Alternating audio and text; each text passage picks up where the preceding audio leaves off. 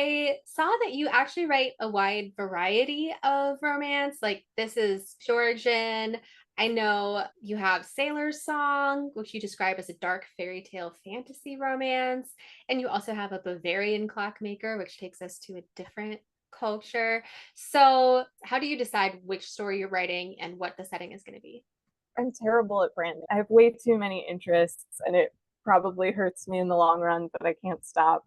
So, like, as far as historicals, Georgian is definitely the time period I gravitate toward the most, which is why the full length series is that. But I am guilty of just chasing like any small plot bunny. The Bavarian clockmaker came from I was doing an exercise in a workshop that was something about having, I think the challenge we were given was to write like a flirtation scene without using the words like looked at, like she looked at him, he stared at her, like to try to avoid those, but still get across this like tension. And I wrote the smallest snippet, but it was really well received. And I was just like, well, that's just going to be a thing now. And I just, if and I have a great writing group that I work with. And so if there's something that I kind of throw out there with them that they seem to like, then I'll just go for it. But in addition to historical, I do tend, like you mentioned, to gravitate toward like fantasy a little bit because I like the escapism of being removed from the modern day, whatever that looks like. Uh, Hmm. that's usually so like that's just to say probably the least likely for me would be a contemporary because I'm always looking for some way out. Please let me out. Well, I noticed that like Highwayman's Folly, which I think was your debut, is a kidnapping story, and Sailor's Song you describe as dark. So I'm curious. I sometimes struggle with like LC readers be like, this romance, like I'm really just looking for something really fun and escapist. So they don't want anything dark. But then sometimes as I'm writing, I'm like, this could go dark. What are your thoughts on darkness in historical romance or in romance in general? It's interesting because I know there's like I wrote The Highwayman's Folly probably before I understood that like dark romance is a brand and a genre all its own. So I didn't fully know the conventions of that when I was throwing around the word dark or gothic or anything like that. To me, I was kind of referencing again these older gothic books.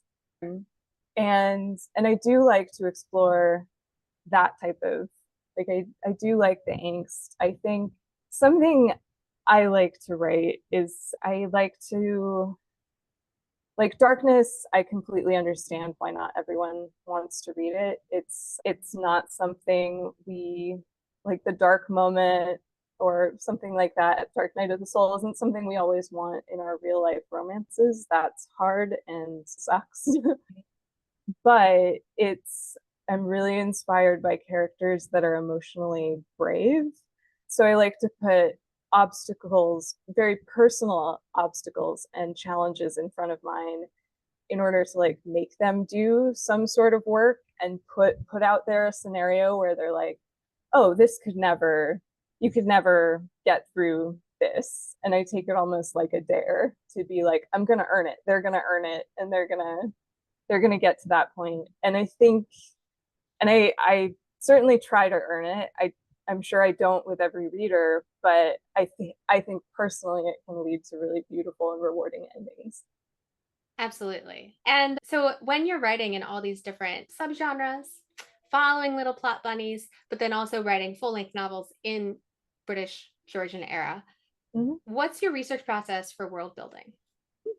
My research process, especially for the first book for the Highwayman's Folly, I mean the second book as well, but the Highwayman's Folly, I just went really hard. It was my first time around, and I went really hard on a lot of really small stuff that I don't think was ever going to get picked up on.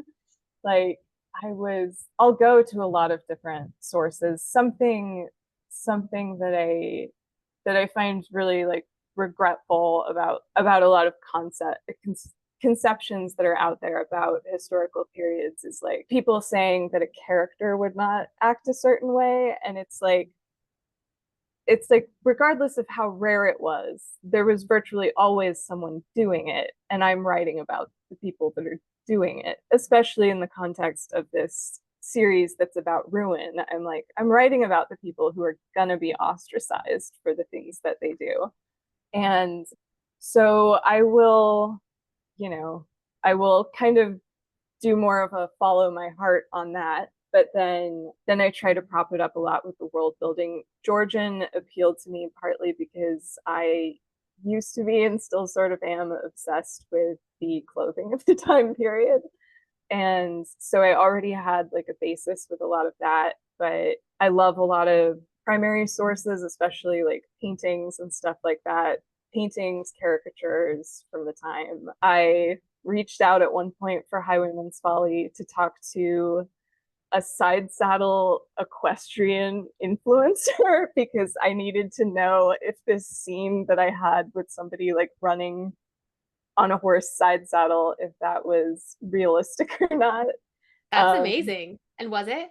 it was, I got to keep it. So yeah, that was just, I'll go anywhere once I'm like chasing down that knowledge. And I'll also write around things. Like I wrote around something that I had already written into the book and felt really married to it, which was in one of my books. There's a certain animal that shows up that was not in England in that era. And I was already incredibly married to the idea and was like, well, I'm just gonna figure out a way to have this. And I figured it out. And so like I'll find loopholes too.